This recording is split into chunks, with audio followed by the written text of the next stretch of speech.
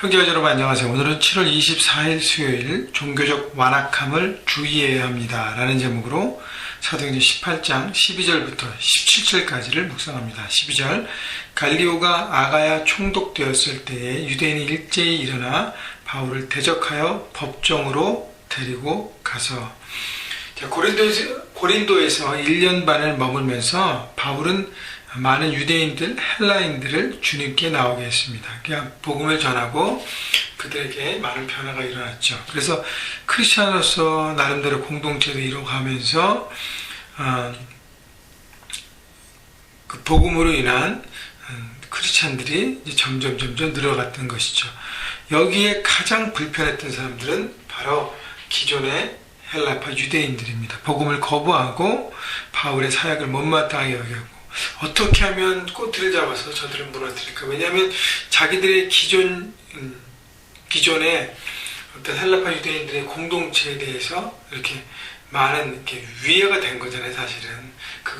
그들이 다 복음을 받아들이고 주님 앞에 나와서 문제가 안 되는데 거부하고 자신들의 어떤 그 부분을 지키고 있고, 결국 거기에 대한 불만을 갖고 있던 사람들이 시기를 잡고 그 바울을 데리고 법정으로 세웁니다. 그래서 갈리오가 아가야 총독되었을 때, 아가야는 고린도 도시가 속해 있던 그 땅이 아가야입니다. 그래서 아가야 총독의 갈리오 앞에 일부 유대인들이 바울을 잡아서 법정으로 데려갑니다. 13절, 말하되 이 사람이 율법을 어기면서 하나님을 경외하라고 사람들을 권한다 하거늘. 율법을 어겼다는 것은 다시 말하면 그 헬라인들에게 유대의 율법을 적용하지 않고 그들이 할례도 받을 필요도 없이 크리스찬이 된다는 예루살렘 사도행전 15장의 예루살렘 회의에서 결론된 그 부분, 이방인들 자유케 하라, 아마 그 부분들을 강조하고, 그래서 율법을 유대인들에 대한 그 규례를 지키는 것보다 하나님의 복음으로 새롭게 되어서 자유케 되어서 하나님의 사람으로 살아가는 부분들을 강조했기 때문에 기존 유대인들에게, 또 예수의 복음을 거부하는 유대인들에게는 계속 걸림돌이 됐다는 것이죠. 그래서 율법을 어기면서 하나님을 경외하라고 사람들을 권한다고 그렇게 얘기합니다.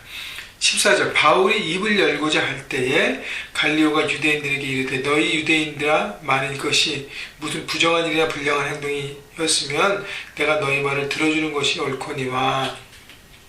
바울이 자신을 변호할 기회를 잡으려고 그랬지만 그것도 막혔습니다. 다시 얘기하면 그 전에 12절 13절을 통해서 우리가 묵상할 수 있는 부분은, 생각해 볼 수 있는 부분은, 크리스찬은 세상으로부터 여러 가지 이유로 고발당하고 고소당할 수 있는 것입니다. 예수님께서도 많은 사람들을 고치시고 많은 사람들에게 복음을 주시고 많은 사람을 자유케 하셨지만 기존 유대인들 종교지도자 그룹에게는 위해되는 세력이었기 때문에 예수님을 잡아서 빌라도 총독에게 가고 결국 고소당하고 고발당하지 않습니까? 마찬가지, 바울도 같은 면에서 볼 때 그렇게 고소당하고 고발당한 것입니다. 우리가 똑같이 예수님처럼 바울처럼 세상 가운데 복음을 나누고 하나님의 빛과 생명과 사랑을 나눌 때 똑같이 고소당하고 고발당하고 억울함을 당할 수 있는 부분이 있다는 것이죠. 그래서 세상의 공격, 마귀가 움직이는 세상의 공격이 있음을 깨닫고 담대함으로 나가야 된다는 것입니다. 그런데 이 갈리오 총독은 무슨 부정한 일이나 불량한 행동이 있었으면 내가 너희 말을 들어주는 것이 옳거니와. 이것이 어떤 정치적이나 사회적인 문제면 내가 인볼브하겠다. 그러나 15절, 만일 문제가 언어와 명칭과 너희 법에 관한 것이면 너희가 스스로 처리하라. 나는 이러한 일에 재판장 되기를 원하지 아니하노라 하고, 이 문제가 어떤 너희의 종교적인 부분, 유대교의 어떤 율법적인 부분, 규례적인 부분과 연결돼서 거기에 있는 어떤 부분과 이렇게 그 안에서 이제 생기는 문제면 나는 인볼브하지 않는다는 것이죠. 결국 뭐냐면 바울이 무죄임을 인정해 주는 것입니다. 어떤 종교적인 이권과 싸움 때문에 너희들이 이렇게 이슈가 된 거지, 이 사람은 죄가 없다고 인정한 것이죠. 마치요, 빌라도 총독이 예수님을 바라보고 많은 유대인들이 예수님의 뒤를 뒤집어쓰면서 이렇게 했지만 빌라도가 말할 때 아무 죄가 없음을 간파한 똑같습니다. 그러나 갈리오도 똑같이 빌라도처럼 비겁한 유대의 모습이에요. 그러니까 잘못되면 바로 잡아줘야 되는데 거기까지는 안 하는 것이죠. 그냥 자기 손에 더러운 그거를 묻히기 싫어하고 그냥 보내는 것입니다. 그래서 16절 그들을 법정에서 쫓아내니 이 갈리오 총독이 빌라도보다 나은 것은 뭐냐면 그들을 쫓아버립니다. 거기에 인부되어가지고 막 거기에 따라간 것은 아니고 쫓아버립니다. 결국은 고린도에서 있던 유대 지도자들 엄청나게 이렇게 수모를 당하죠. 쫓아버림을 당했기 때문에. 그래서 자신들의 억울함을 표현하기 위해서 어떻게 17절 모든 사람이 회당장 소스데네를 잡아 법정 앞에서 때리되 갈리오가 이 일을 상관하지 아니하니라. 무언의 시위를 벌인 것이죠. 자기의 회당장을 막 구타하면서 왜 일을 이렇게 안 하냐고 막. 근데 뭐예요? 갈리오는 이 일을 상관하지 않으니라. 갈리오에게 철저하게 무시당합니다. 자, 이들의 치졸함을 보는 것이죠. 의에는 관심이 없고 자신들의 이권과 밥그릇에만 관심이 있어서 결국 감정적으로 일을 처리합니다. 회당장 소스데네를 왜 잡아서 때렸을까?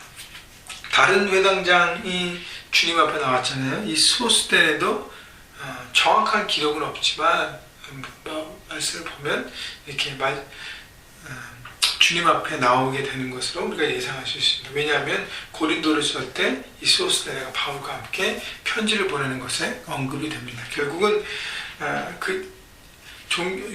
그래도 회당장이면 유대의 지도자잖아요. 근데 그 중에서 복음을 받아들이고 바울 편에 서서 함께 이렇게 했던 그 사람에게 분풀이를 하는 것이죠. 얼마나 치졸한 모습입니까? 여러분, 우리가 그리스도인으로서 해야 될 것은 어떤 감정 싸움이 중요한 것이 아니라 무엇이 옳은가에 관심을 가져야 하는 것이죠. 의에 집중하는 신앙생활을 해야 될 것이고요. 또 하나는 아까도 말씀드렸지만 세상에 공격이 있습니다. 공격이 있음을 알고 담대하게 세상을 이겨내는 멋진 크리스찬으로 능력 있는 파워 있는 크리스찬으로 살아가야 할 것입니다. 그러기 위해서는 늘 복음 앞에 당당하고 하나님의 의를 붙들고 흔들림 없는 하나님의 뜻 가운데서 살아가야 우리가 능력 있는 담대한 하나님의 성도로 세상을 이겨낼 수 있는 것입니다. 여러분, 오늘도 세상에서 기죽지 않고 하나님의 사람으로 능력 있게 세상을 이겨내는 여러분 모두가 되시기를 주님의 이름으로 축원합니다.